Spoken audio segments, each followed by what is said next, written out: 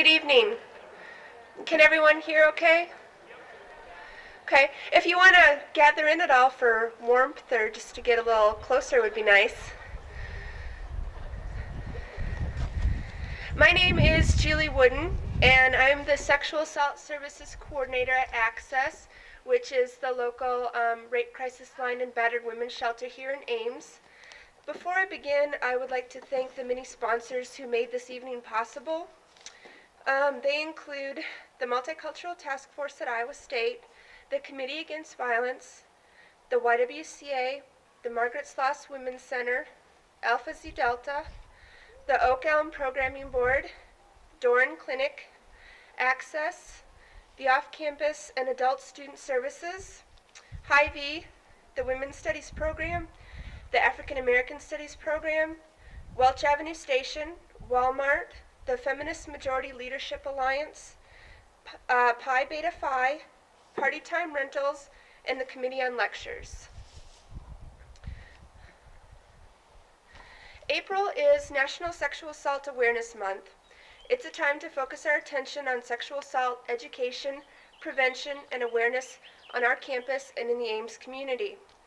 Take Back the Night's an annual event that has been a part of ISU for over a decade. By participating tonight, you are a part of a movement where people gather together to speak out against the violence that permeates our society, drawing upon women's lack of safety and freedom within their own homes, neighborhoods, and sexual assault is a devastating crime that affects everyone. In Iowa alone, there are over 1,800 sexual assaults reported to Iowa law enforcement in 1999. That does not include any sexual assaults reported to crisis lines, friends, relatives, or to people who told no one at all.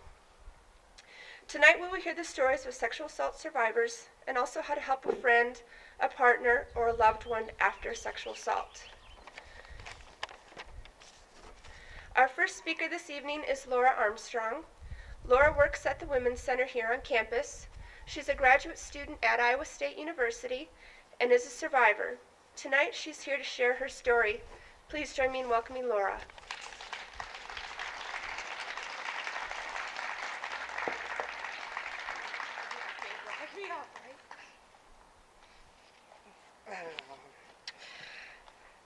Wow.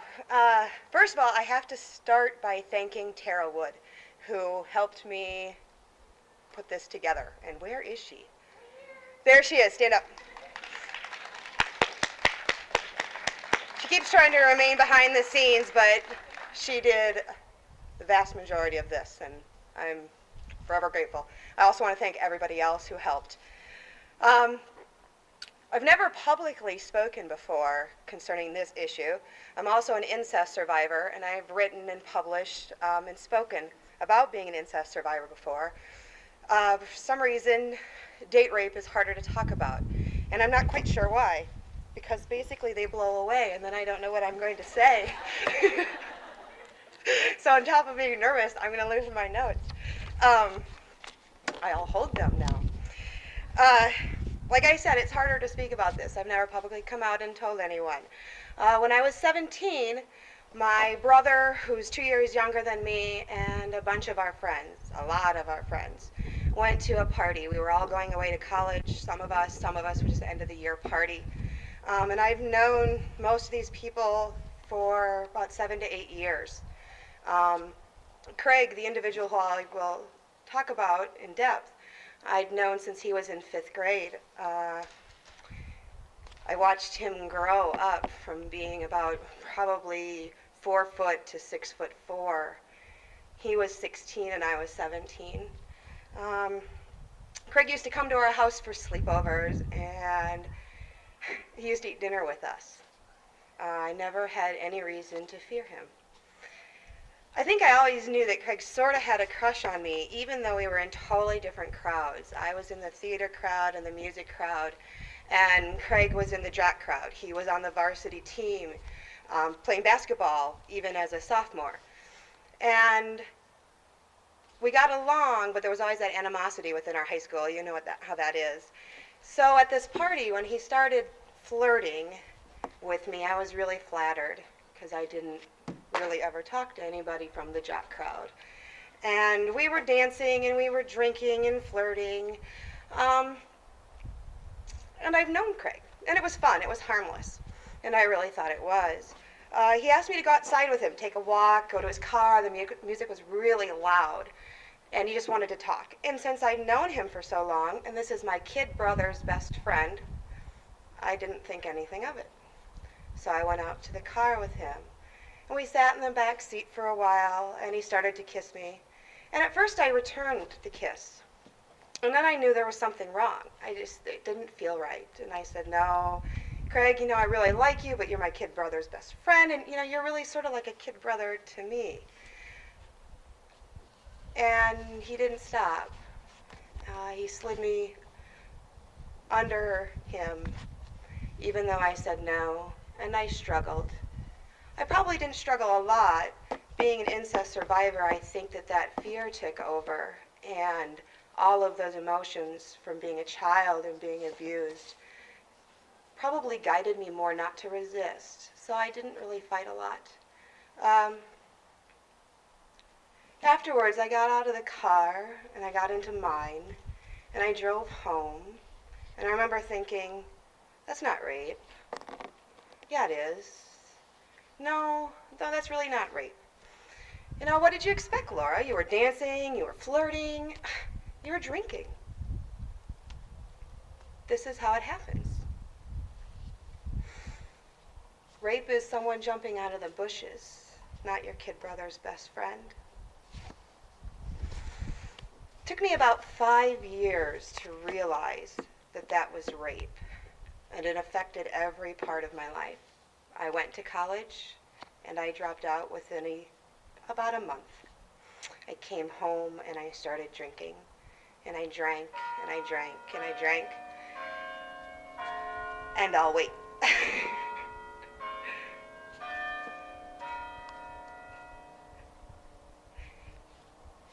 And I dated a lot, and I had really self-destructive behaviors. I got pregnant when I was 19, and I had my daughter when I was 20, and when I was 21, I came back to school. And when I was 23, I realized I was raped when I was 17. I think I thought that maybe there was a quota that when you were assaulted, you could only be assaulted once, and then it would never happen again. That was it. You were done. Maybe I couldn't handle the fact that one more trusted person in my life used sex as a form of violence and control and domination.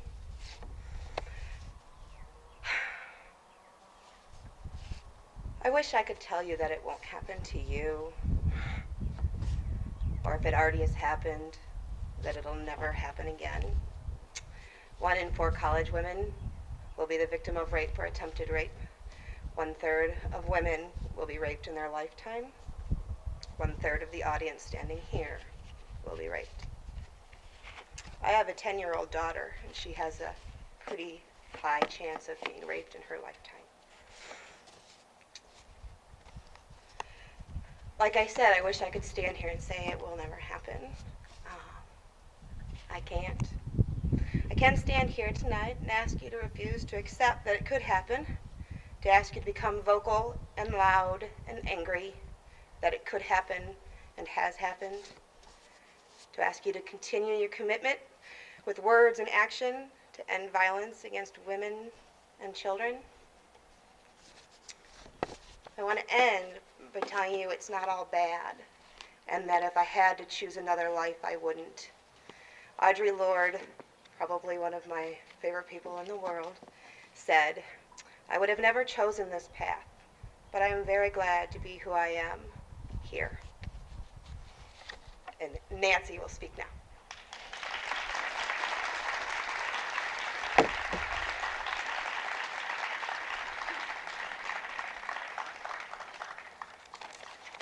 Thank you, Laura. Our next speaker is Nancy Ziegenmeyer. Nancy is a victims' rights advocate and activist who has testified before Congress and frequently speaks to groups on the issues of rape and sexual assault. She is also the author of the book Taking Back My Life. Please join me in welcoming Nancy Ziegenmeyer.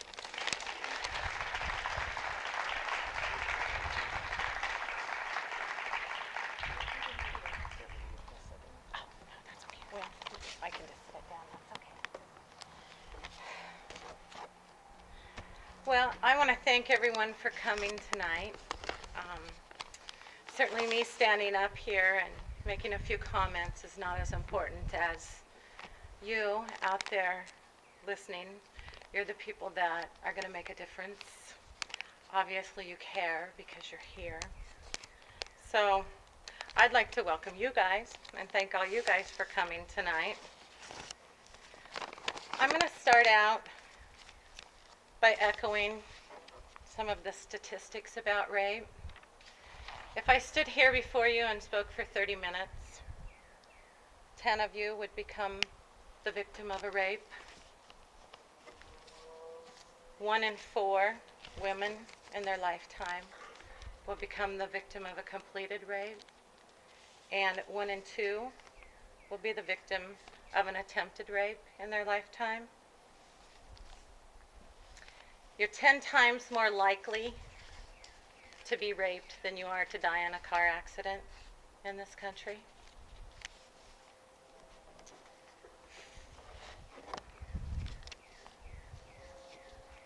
If you're a male, a young man, a boy before the age of 18, 1 in 7 of you could become the victim of sexual abuse. For men, those figures are 1 in 14. Most adult male rapes happen in institution, but nonetheless, it's still rape. So if we were to look around in the crowd that we're standing in and imagine those statistics, and then think about it, that of all the people that I just spoke about that will be raped, only 1 in 10 of those people will ever report the crime. And of those 1 in 10 people that reported the crime, only 1 in 9 of those will ever be successfully prosecuted. The reason for that is because 80% of sexual assaults that happen are perpetrated by someone that the victim knows. Oftentimes, this leaves a gray area in our court systems that no one has figured out how to quite deal with yet, because we get into the he said, she said sort of thing. Also, some of the evidence that we can use in stranger rapes, such as DNA, genetic fingerprintings, it's not easy when there's been consensual sex before. And oftentimes young girls don't understand that, and that's probably one of the biggest thing in my travels in speaking with women between the age of 14 and 18, is that, well, I've had consensual sex with him before, so is it okay that I say no? And if he goes ahead and does it, even after I say no, is it really rape? Most don't know that. Most don't understand that. Oftentimes, girls in that age would say to me, you know, that happened to me, but I didn't know it wasn't supposed to. So education is the key to preventing this. Rape is the fastest growing crime in our country. It is also the most underreported crime in our country. On college campuses and relationships, oftentimes I know that people will say that the woman is just using this allegation to get back at men. That's not true. The FBI statistics say that false reporting of sexual assault or rape is no different than the reporting of any other crime. It's 2 to 4% of rapes that are reported are falsely reported. Now, I'm certainly no stranger to sexual assault. I'm certainly no stranger to these statistics or to the feelings. I was speaking with Laura before I came up here. And I've tried to imagine for a very long time what that must feel like, to be the victim of incest or to be the victim of an acquaintance or date rape. I can't imagine what it would be like to have that trust taken from me because my significant other, my partner, that is a huge part of our relationship. And to have someone take that is just beyond belief to me. I just don't know what that would feel like. Nor to have a family member do that to me. I don't understand. What I do understand is what it's like to have a stranger rape me. In November of 1988, I had gone to a college campus, much smaller than this, a private college campus. I was there to take an early morning exam. And I had just a few minutes before I needed to be in the building, and so I sat in the parking lot in my car reading my notes. Can you guys hear me through the wind? Okay. I came from rural Iowa. I didn't think that locking my doors was something that I needed to do. We never did it at home. We never did it the whole time I was growing up. Bad guys were something that was on TV. I was never exposed to them. I was never taught about bad people, and certainly never thought that in my lifetime I would meet one. But as I sat in my car, looking over my notes, a man opened my car door, and he reached in and covered my face with a towel. I turned. I certainly tried to fight with him, scratching at his face, doing anything that I could possibly do to try to get away from him, to get him out of the car and shut the door. He had the element of surprise on his side, certainly bigger than I. And he was able to force his way into my car, pushing me over into the passenger seat. Once he was in the car, he reached across to me and he laid the seat down to its flattest position. He then reached in the back seat and took my coat and covered my body with my coat so that I couldn't be seen in the front seat of the car. He asked me for money. So at first I thought that this may just be a robbery. I only had like $4 and a few odd cents. I was very poor, still am. And he took the dollars but didn't want the change. Instructed me to put my stuff back into my purse. And then he started the car and he adjusted the seat to where he could drive it. And once he started the car, I remembered the little things probably are the odd things that I remember. I had on a country music radio station and he turned the radio station to a rock station. And then he started to drive around. I was covered and so I couldn't see anything. I did attempt at one point to try to lean forward and unlock the car door on my side of the car because it was locked, to open it to jump out of the car. Once I started to move, he panicked. He slammed me back into the seats and instructed me that if I looked at him, he was going to kill me. I had not seen a weapon, but I had no reason to believe that he didn't have one. So, I didn't attempt to do that again, but in the process, my coat had slid off of my face enough that I could see out the side. And we did stop. We stopped in a driveway. It was in front of a house. I remember seeing house numbers, but I was never able to see a street sign because, and I don't know why. I was looking for all these details because I was never going to report the crime. There was no way. I just wanted to get away from him, and I wanted to go home, and I never wanted to think about rape again. We sat in the driveway for maybe just a minute or so, and I started to think that maybe I was going to be taken into a home, and then God knows what would have happened then. But instead, he honked the horn. We sat there for a couple of minutes, and then he backed out of the driveway. He drove around some more. During the whole time that he was driving, He fit the profile of a rapist. He asked several questions about me, about my family. I tried to answer his questions, not truthfully, but in such a way that I thought that it wouldn't make him angry, so that he would not hurt me.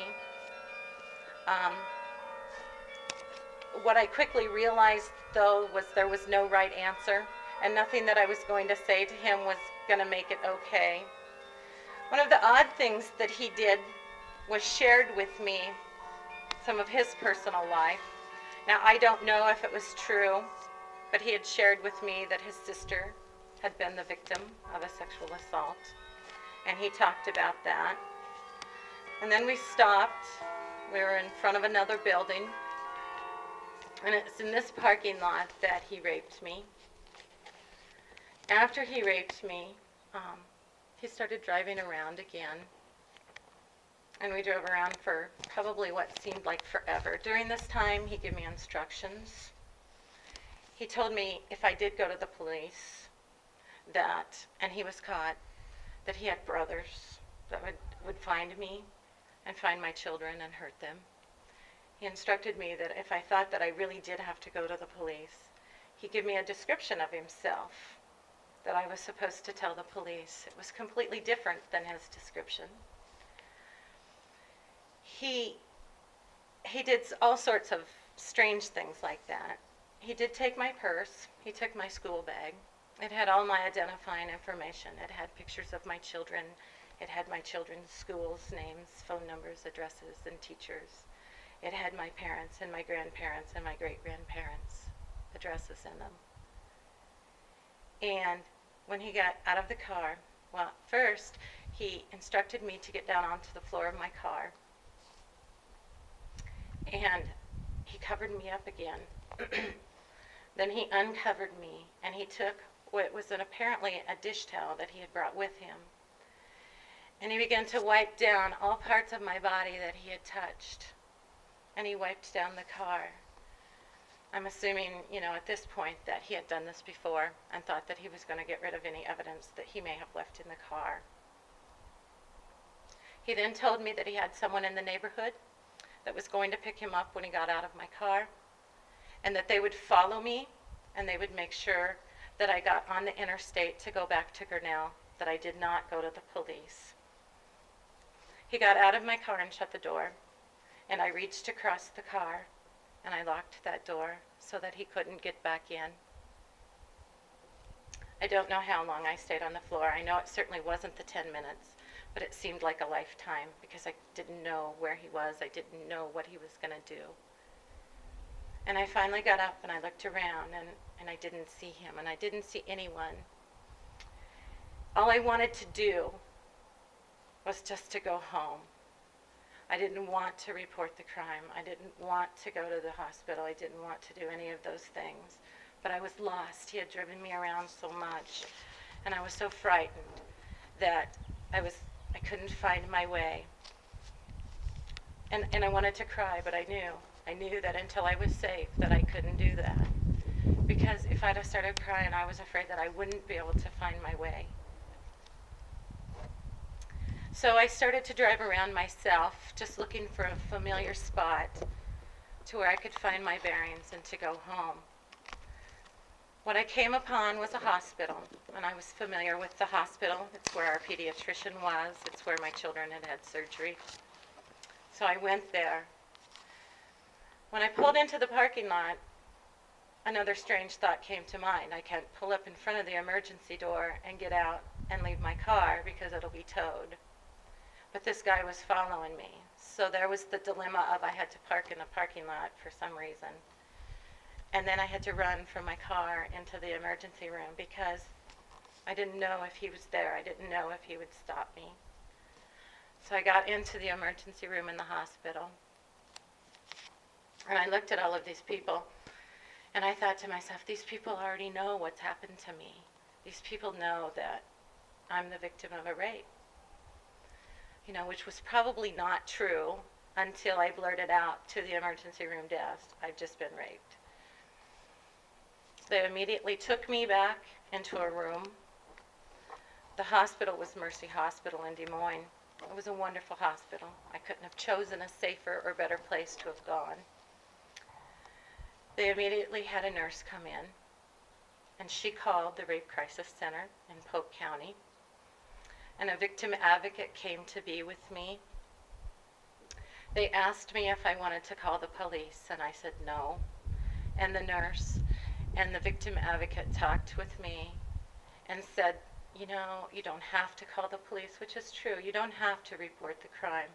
And it's an individual choice. It's what you can deal with at the time for yourself.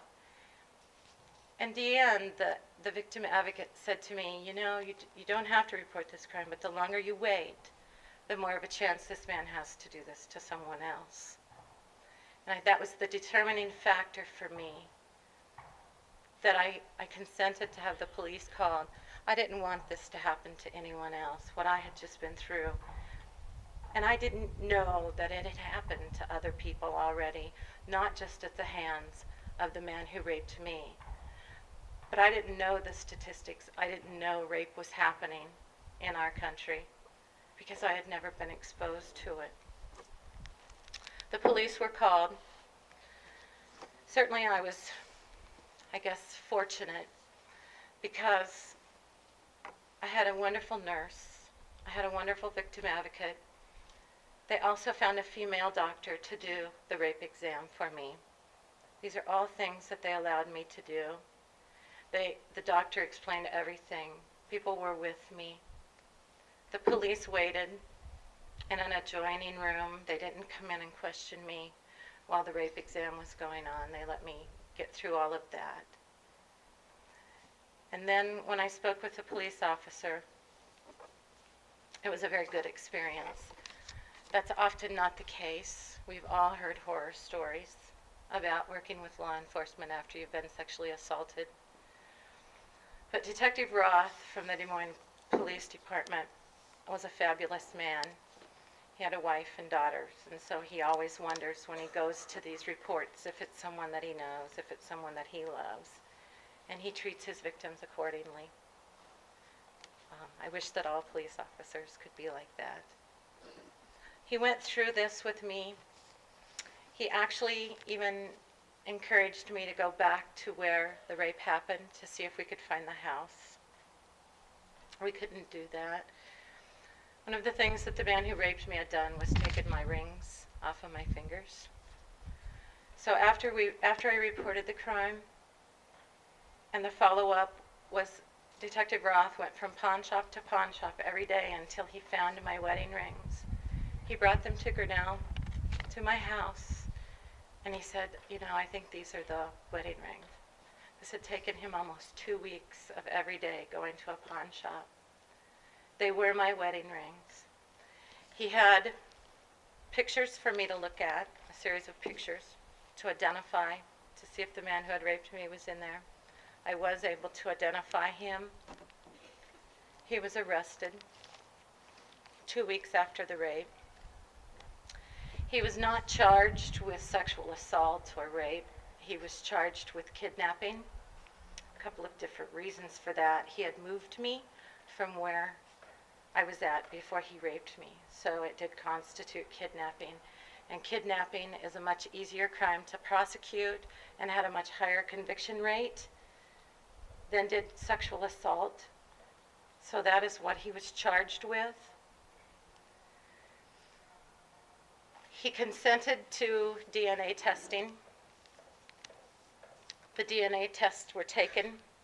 They were compared with the samples that was taken from me during the rape exam. And the FBI determined that the samples matched. So we were ready to go to court, or we thought we were ready to go to court. Instead, what happened was the first court date was continued because no one knew how to talk about DNA. That was the source of all but one continuance during the course of the trial. The judicial system took 1.5 years from the time I was raped until the time of the trial. It was pretty slow. We went through continuance after continuance. At times I felt very victimized. At times I did not understand. One of the things that I quickly learned, I wanted to know information. I asked the prosecutor, was he tested for AIDS? You know, is this something that I have to worry about? I was told, well, I'm sorry, but that's privileged information. He has the right to privacy. And so you can't know that. And to this day, I don't know that. So I have an AIDS test when I go to the doctor. It's 6 months, and probably will for the rest of my life because I'm afraid of that. I quickly learned that what he told the defense attorney, what he told the courts was privileged information. What I said to the courts was, you know, they had to tell all of this to the defense attorneys. So I felt very victimized by the courts. Some of the continuances I wasn't even kept abreast of. And finally, towards the end, I had had enough. I didn't want to do this anymore. I wanted to go on with my life. I wanted to get past this. You know, I didn't want to, I didn't want to feel like this anymore. I didn't want to be on the emotional roller coaster that the rape and the court systems had done to me. I didn't want to do that. I didn't care anymore. They could let him go. He could do what he wanted. I just didn't want to do it anymore. So I said to the prosecuting attorney one day when we were having a fight, I said, I'm not going to testify. You can't make me. I'm not going to do this. And she said, well, as a matter of fact, yes, you are. And she said, I'll just have you subpoenaed. And when I subpoena you, if you fail to appear in court that day, I will have you arrested. And I will have you jailed for contempt of court. She was telling me that she was going to put me in jail for 7 days if I did not continue to testify. So at that point, I once again wished that I had just went home, that I had not. You know, up until that point, I'd had a really good experience. After that, it was really not very well. So during the court, we got there the first day, and I was ready to go in, and I was going to sit down. I wanted to hear everything that he had to say. I wanted to hear everything that went on. The prosecuting attorney said to me, no, I'm sorry, you can't do that. I'm like, okay. She said, you have to stay outside of the courtroom. So for the entire week that the trial went on, I sat outside of the courtroom and waited for my family and my friends and my advocate to come back out and say to me what was going on. Finally, on the third day, I got to testify.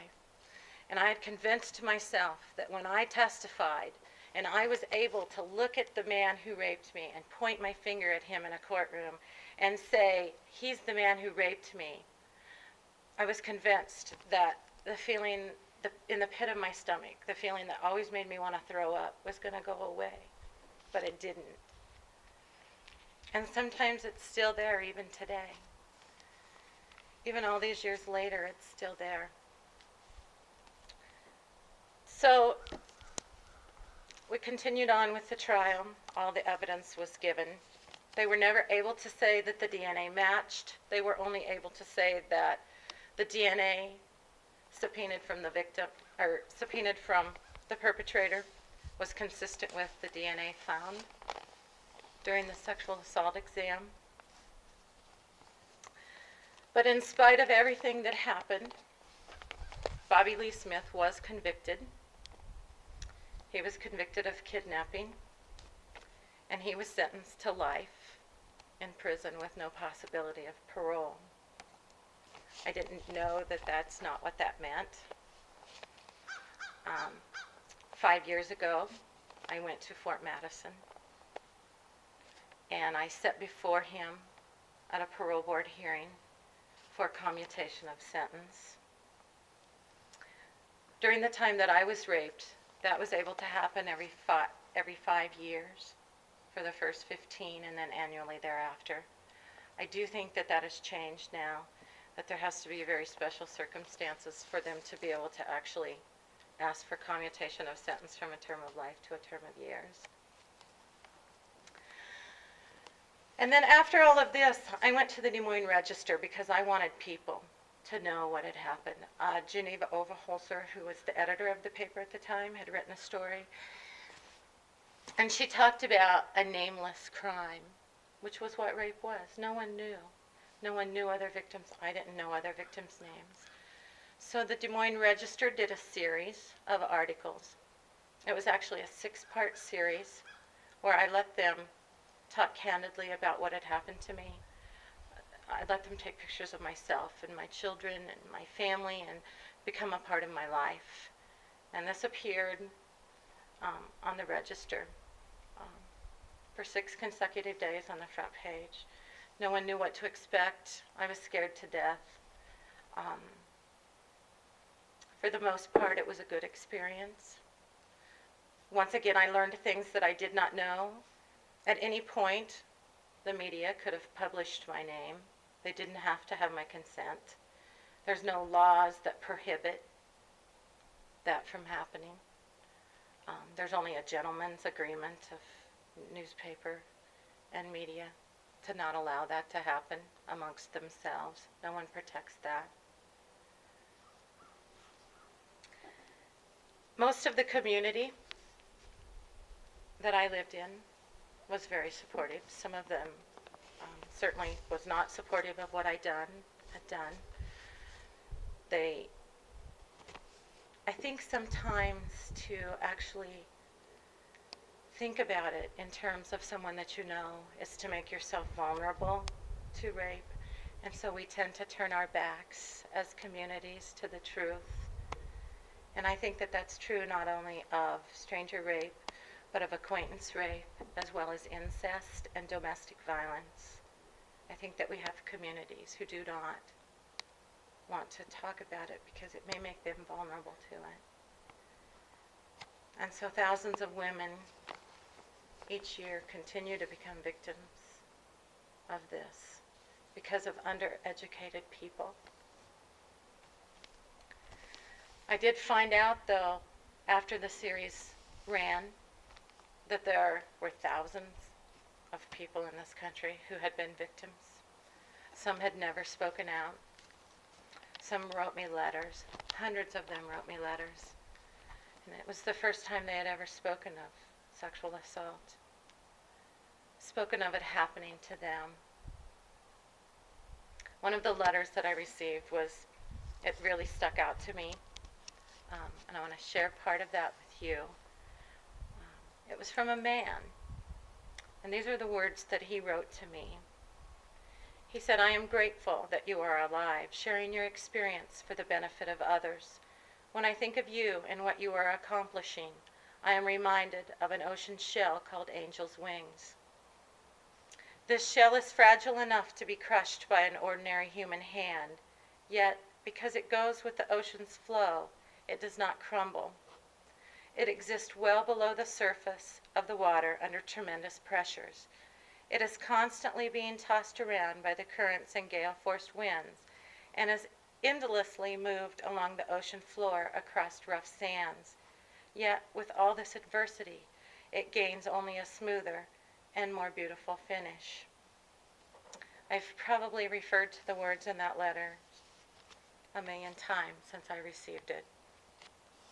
And I've thought about it, and while the words were written to me, I've come to think of it more as a loving tribute to all survivors of sexual assault. I know that there was a time in my life that I probably did maybe let that hand crush me. I know that I spent a lot of time blaming myself. No one had to do that for me. I did a really good job of it myself. I became very good at wallowing in self-pity, but I didn't do very good at surviving what had happened to me. And it wasn't until quite some time later when I finally realized that I didn't have to be okay all the time, that I didn't have to be strong, that it could scare me, that I could be afraid, that I could be afraid to answer my door, that I could be so afraid when I wake up from a bad dream at night that I have to have my significant other get up and take me to the bathroom because I'm afraid to walk through the house. That's not something that just happened after the rape. That's something that still happens today. I still don't go very many places by myself, to work, to school, and home. That's about it.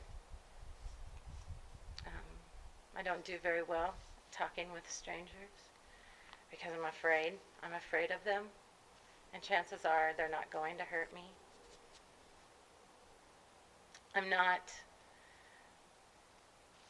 It's changed me in such a way that being afraid of strangers, there's no gender.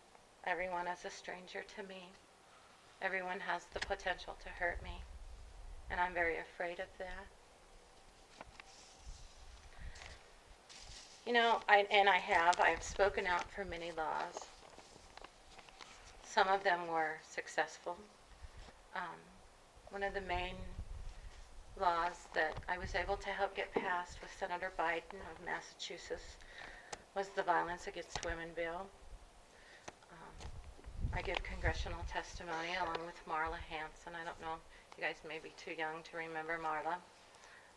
She had her face slashed. She was a model. She had her face slashed. Marla and I are the ones that gave the congressional testimony and spoke with the senators on that committee. As a result of our testimony and everything else that Senator Biden and the hard work that he had done, we were able to pass that law. You know, it just makes stiffer penalties and tougher laws and whatnot for perpetrators who perpetrate the crime. And it's a good bill if we could get it to where more of these are prosecuted, you know, successfully prosecuted, because, you know, if that's where we're going to start, you know, I think that we should have started a long time ago. You know, it's kind of late now to, you know, do that. But in spite of everything that I've talked about, you know, there are good people in this crowd, and in every place that you go, if you look for them, you know, there are good people that work at rape crisis centers, you know, with good hearts and good brains, and they know what they're doing, you know. And oftentimes they do this in spite of budgets that, you know, they're shrinking all the time. You know, the money's not there. The community support is not always there. So those are the people that you need to seek out. But the most important lesson that I think I can leave you with is that when I became a victim of sexual assault, when I found my voice and was able to speak out, that's when I found my sanity again, and that's when I became a survivor. I was no longer a victim. I want to thank all of you for coming. I'm going to turn it back over. And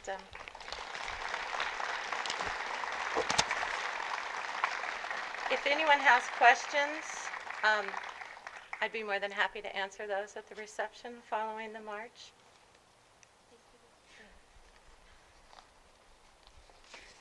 Before we continue, we're going to head out on the march very soon, so if you would like to begin lighting your candles, that would be great. It'll take a while to do that. Our next speaker is Sarah Junk.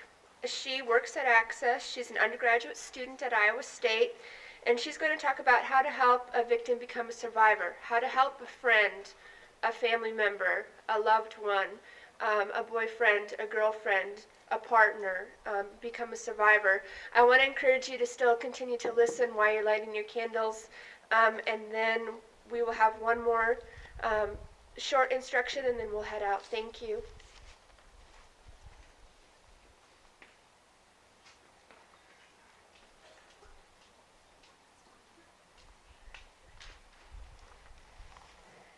Hi, thanks for all sticking around.